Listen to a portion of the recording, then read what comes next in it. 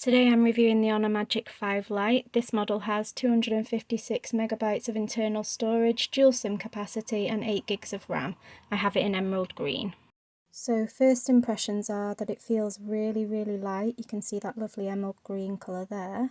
And then if we turn it over, you can see that the screen has curved edges to it. And there's a large camera to the rear, which is unlike anything I've seen before, but looks really cool. So this is what you get in the box. You get the device and you get the charging cord. You don't get the charging plug. If I'm just thinking about when I'm looking for a phone and what my priorities are, I think to be fair, my priorities are probably things like processor speed, internal memory, power and battery life. So we're just going to dig a little bit deeper into the specs of those things. So we'll start here with the curved display. It goes right to the edges. This isn't something that I have on my current device, so this is new for me.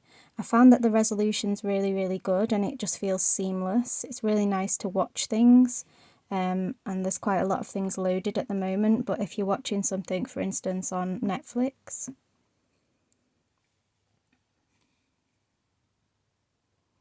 it just goes right to the edge of the screen, so you can hit play on something. And you can see that the video quality is really good. Literally fills the entire screen. They were your great-grandmother's. So staying on the topic of display, there's a number of display settings that are a bit unique to this phone. It does have some really unique blue light settings, and obviously you can adjust light dark mode, brightness and so on and so forth. But there's also an eye comfort setting which I haven't seen before. You can change the eye comfort settings so they can come on as scheduled, or you can enable them all day and it changes the colour of the screen. This is a low blue light certified device. It's the first one I've ever seen, but it's supposed to be better for your eyes, so that's a bonus feature that I wasn't expecting. So one of my priorities is battery life. This has got an excellent battery life. The battery can hold a charge of 5,100 milliampere hours, and Honor say that this means that it can last up to 2 days just performing normal tasks on a single charge, which is really impressive. I think the thing that impressed me more, because I'm one for leaving the phone to charge right down, is that on just 30 minutes charge, you can watch 12.5 hours of video playback uninterrupted, with Honor's feature that allows you to supercharge really quickly, so that's really impressive. So one of my other priorities is the internal storage, the power behind the device and the processor. Obviously you wouldn't know that at a glance, but if you look at how it operates, you can switch between loads of different apps that really eat up power and processing speed really seamlessly. It's really clear. And there's absolutely no distortion, there's no buffering, there's no waiting for things to load, and it's really easily done. This has 8 gigs of RAM, but they also have an additional 5 gigs of turbo RAM, which is an Honor exclusive feature.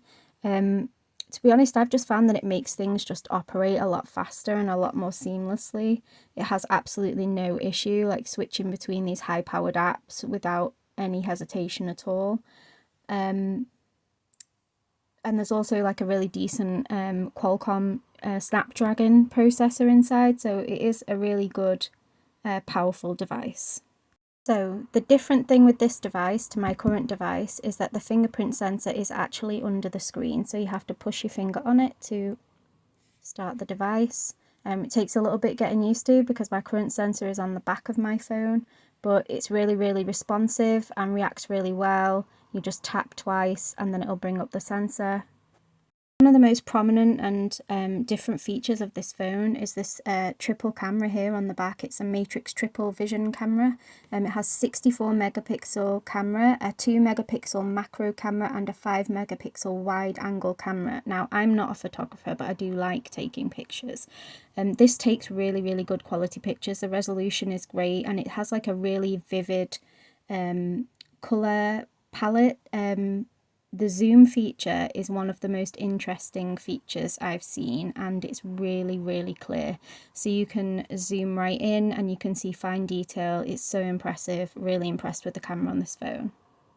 I think another feature that I just want to mention before I wrap it up is the audio enhancement. I take a lot of calls that are hands-free or on speaker, and it can be really difficult sometimes to hear what the other person is saying or for them to hear you. This has enhanced audio, and the call volume is so much better, so much clearer. I found that it's really helps that it minimizes the background sound, so it's been really helpful. That's a feature I wasn't expecting. I was really impressed with. I think all in all, this is a really good all-round Android device for the price point, for the power that it's got, for the internal memory. The camera's amazing. I'm really, really impressed with it.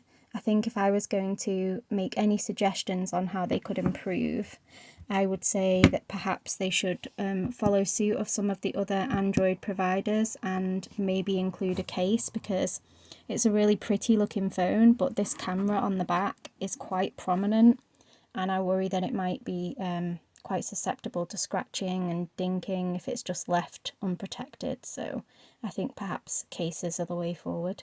But yeah, all in all, I think it's a great phone. I'm really happy with it. It's great quality, and yeah, positive review.